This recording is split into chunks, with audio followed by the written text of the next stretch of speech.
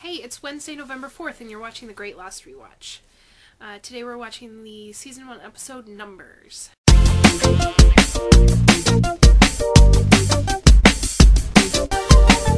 This is a Hurley-centric episode, and I gotta talk really fast because I got a lot of things to say. Basically, the plot of the episode is on the island is what Lostpedia calls an A mission, when the members of the A team, which is either Jack, Locke, Sayid, Sawyer, Kate, and then later on Ana Lucia and Juliet, go on some sort of quest. And this one is to get a battery for the raft. It's, Jack, Sayid, Hurley, and Charlie go trucking through the jungle to find Rousseau to get a battery.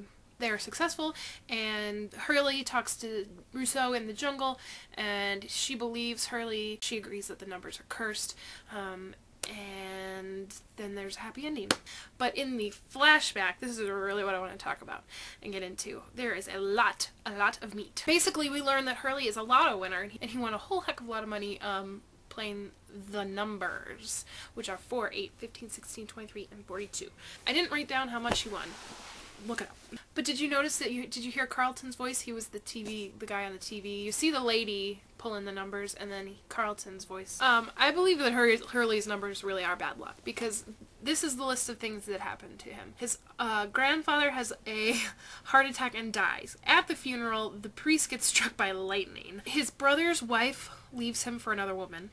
The house that he buys his mother burns down. While they're at said house, his mother breaks her ankle. And then also, while they're at the house, Hurley gets arrested for the police believe that he's a drug dealer. At his sneaker factory that he owns, 8 people die. And then a guy jumps out of the building while Hurley's talking to his accountant. And then, as soon as I saw the guy go by the window, I thought, is that Locke? Is that Locke falling out the window? I don't know if the timeline matches up or if they've proven that it is Locke, but did I just, stumble upon something? Hurley also, when he's talking to his accountant says that he owns a box company in Tustin, which is the same box company that Locke works for. Oh why, Hurley, did you buy a Hummer?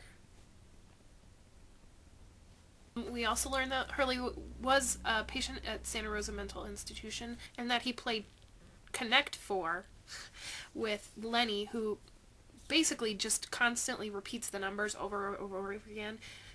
4, 8, 15, 16, 23, 42, 4, 8, 15, 16, 23, 42, which is where Hurley got the numbers to play in the lottery. But Lenny, when he says he played him in the lottery, Lenny kind of snaps out of it and says that they're bad luck, he shouldn't have played him in the lottery, and then directs him to Sam Toomey in Australia. And then Hurley goes to Australia to talk to Sam Toomey, who is actually dead because he shot himself because he couldn't get away from the numbers. And his wife answers the door. She lost her leg in a car accident after they won a bunch of money guessing exactly, using the numbers to guess the amount of beans in a jar. 4.8 billion beans in a jar. Really? Really? That's a lot of beans. Must have been a friggin' big jar. Martha Toomey, Sam Toomey's wife that Hurley's talking to, also mentioned that it was 16 years ago that Sam and Lenny were working in the armed services station in the South Pacific, and they came upon the numbers. So they must have heard it just before Rousseau changes the transmission.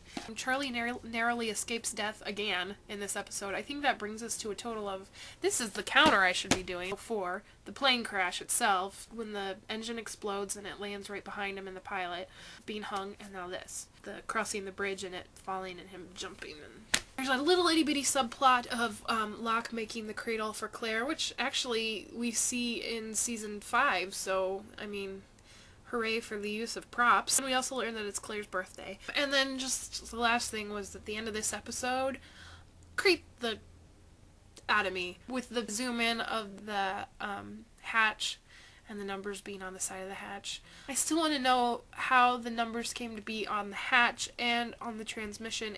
Leslie, I'll see you tomorrow. You're doing Deus Ex Machina. Bye. We're gonna need to watch that again.